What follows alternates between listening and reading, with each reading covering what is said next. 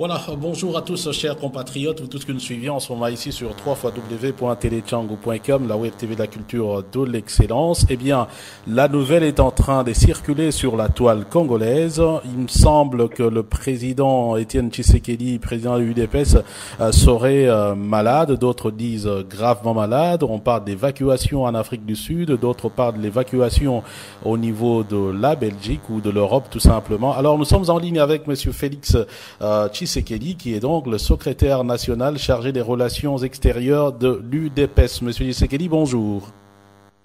Oui, bonsoir, Fabien. Alors, finalement, la nouvelle est en train de circuler. Quel est l'état de santé du président pour le moment où nous sommes en train de parler? Bon, mais d'abord, c'est pas ici le lieu de donner l'état de santé du président, mais bon, moi je voulais juste tordre le cou à cette rumeur, évidemment fomentée par ce pouvoir agonisant qui ne trouve plus que ça comme argument pour essayer de distraire l'opinion. Le président n'a aucun, ou qui n'est dans aucun état qui soit alarmant. Il est là où il est, il poursuit sa convalescence et si tout va bien, il viendra ici pour poursuivre, pour continuer cette convalescence. Mais il n'y a pas du tout d'état d'urgence, il n'y a pas du tout d'état alarmant. Je demande à tous les Congolais épris de paix et les Congolais épris de changement, de se calmer, d'avoir la foi. Leur président leur reviendra très bientôt en forme, en très grande forme. C'est une rumeur qui a sûrement été fomentée pour court-circuiter sa sortie, parce qu'il y a une sortie évidemment qui est prévue pour, comme j'ai dit, continuer sa convalescence, et voilà, donc toutes ces rumeurs sont fomentées par ce pouvoir kabiliste qui est agonisant et qui a besoin justement de distraction pour continuer de survivre. Mais en même temps, ça fait au moins 2 mois, je vous avais posé la même question sur le président, vous m'avez donné presque la même réponse, mais beaucoup de gens également ont constaté que malgré toutes ces réponses, quand les gens parlaient encore de l'hôpital de Montcollet, et jusque-là, on n'a pas vu le président, il ne s'est pas exprimé. Est-ce que vous ne trouvez pas que ceux qui s'inquiètent... Pourquoi est-ce que nous devons vivre en fonction des rumeurs? Si on vit en fonction des rumeurs, est-ce qu'on finira par plus vivre du tout? On va commencer à dépendre des gens. Le président a ses médecins qui lui ont conseillé un certain repos, eh bien, il doit l'observer.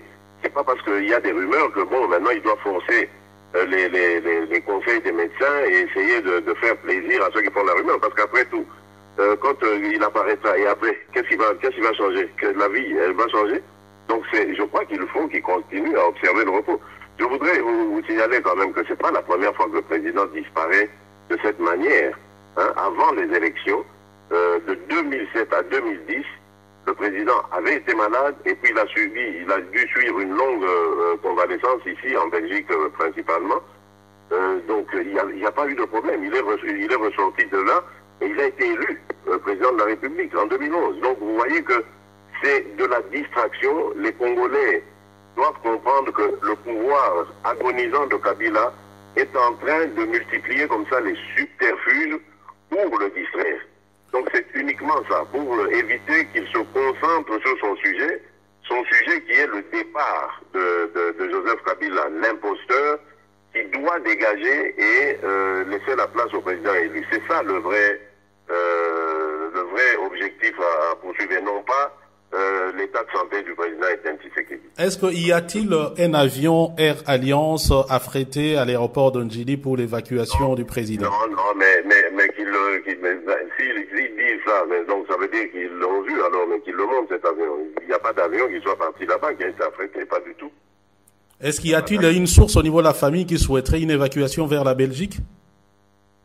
Mais pourquoi vous parlez d'évacuation? Je vous dis que c'est dans le programme, et on le disait déjà bien avant cette rumeur, dans toutes nos sorties, on disait que le président va bientôt arriver, si tout va bien, ici, en Belgique, pour continuer sa convalescence. Parce qu'il y a aussi, ici en Belgique, une famille qui l'a, et puis il y a des médecins qui l'ont suivi déjà par le passé et qui nécessiteraient qu'ils le suivent encore. Donc, voilà, c'est tout. Ce sont des choses normales dans la vie de quelqu'un, et surtout quelqu'un de cet âge. Il doit consulter des médecins, il doit suivre. C'est un homme politique de très haut rang, un homme qui qui a besoin d'être en bonne santé. Donc on doit suivre tout ça. Donc il ne s'agit pas d'évacuation, mais bien au contraire, c'était un voyage qui était prévu de longue date, si à vous entendre parler. Le voyage n'est même pas encore programmé. Donc je crois qu'ils ont eu vent de ça, parce qu'il y a des préparatifs, évidemment. C'est un grand homme, donc il faut trouver le lieu où il va arriver ici, etc. Donc il y a eu, il a dû y avoir, plutôt j'allais dire, une indiscrétion de quelque part, et voilà, il profite de la situation pour l'amplifier et faire croire qu'il y a un état d'urgence, une situation qui nécessiterait une évacuation d'Ardar. C'est faux. Alors, M. Félix Tshisekedi, qui est Martin? Nous sommes sereins, nous sommes tranquilles. Moi j'ai passé mon dimanche en famille, ceux qui m'ont eu au téléphone ou ailleurs ont vu que j'étais vraiment totalement, et vous-même avant de me faire cette interview, vous avez entendu que je suis détendu. Là je fais un petit tour à l'extérieur et voilà. Oui, effectivement, nous pouvons confirmer que nous avons senti détendu. Mais une autre question, qui est Martin Tshisekedi, qu'on présente comme membre d'honneur de l'UDPS? Bon, membre d'honneur, déjà, il n'y en a plus. Ce monsieur est certainement un membre de famille, mais c'est un homme qui s'est adonné à beaucoup j'allais dire, d'actes malfaisants envers les citoyens. Donc ceux qui le connaissent depuis les années 90, il s'était fait remarquer par cette histoire de vente de maisons qu'il n'a jamais su faire correctement, parce qu'il a des tas de procès derrière lui à cause de ce problème. Donc moi j'aime pas parler comme ça des problèmes de notre famille, donc vous comprenez un peu comment je suis. Alors moi je vous pose cette question parce que tout à l'heure Martin Tshisekedi, il est de la famille, mais il n'est absolument pas ni habilité ni autorisé à parler au nom de l'UDPS. Il n'est ni de l'UDPS ni du président, parce qu'il n'est pas crédible. D'ailleurs lui il ne voit même plus le président, il peut plus mettre ses pieds à l'imiter, parce que tout simplement pour raison d'escroquerie, il avait à cause d'une plainte été même emprisonné récemment. Mais bon, ça sont nos problèmes de famille, donc on va pas. Donc il peut pas. Je ne sais pas pourquoi vous me parlez de lui. Ah voilà, je vais vous dire maintenant pourquoi je parle de lui, parce que le monsieur vient de passer tout à l'heure sur la RTNC. Fin avril, début mai, il avait piqué une crise qui a même demandé qu'on lui change des chambres, de la chambre 2 à la chambre 1. Ce sont des informations que je peux donner aujourd'hui parce que c'est du passé. Mais cela m'a fait trembler tout le cœur. Je n'ai pas dormi jusqu'à 1h du matin, on m'appelait.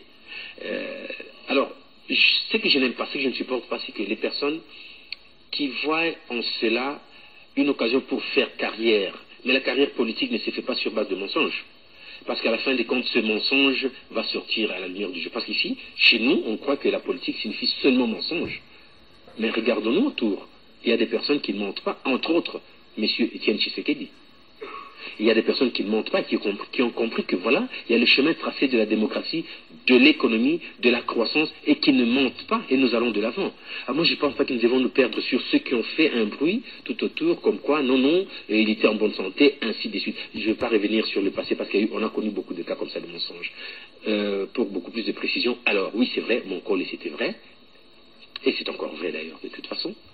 Et l'évacuation, c'est vrai, il y a eu tout ce que vous savez, mais je l'espère de tout cœur que cela puisse se passer au plus tard cette nuit, parce qu'il y a encore beaucoup d'espoir, de toute façon, qu'il retrouve sa santé très vite. Retrouver sa santé est une chose, l'évacuation est une autre, heureusement que vous le confirmez. Et donc, il confirme que le président Tshisekedi serait, selon lui, est dans une situation, dans une mauvaise posture, et qu'il a même des larmes aux yeux. Il est en train de prier pour qu'il soit évacué. Il sera peut-être en Europe, et il prie pour qu'il revienne en République démocratique du Congo pour renforcer la démocratie. Voilà. Donc, il confirme que la situation est alarmante en ce qui concerne le président. Vous voyez que c'est un comique. Vous voyez que c'est un comique parce que pour pleurer, il doit passer à la télévision. Donc vous comprenez très bien que c'est une mise en scène, et ce n'est pas la première, parce qu'au mois d'avril, quand j'étais à Kinshasa, le même bonhomme est passé encore sur la même chaîne et a fait le même scénario en parlant de maladie, etc. Au mois d'avril, donc là, ça fait 4 mois déjà pour vous dire. Donc c'est de la comédie, de la stupidité de sa part, mais c'est un problème qu'on réglera en famille. Je n'ai pas besoin d'étaler sa vie ici. D'ailleurs, je crois que ceux qui ont eu affaire à lui connaissent suffisamment son niveau de malhonnêteté, son degré de malhonnêteté, que je n'ai pas besoin de m'en étendre davantage ici. Monsieur Félix Tshisekedi, je vous remercie. Ok, merci, Fabien.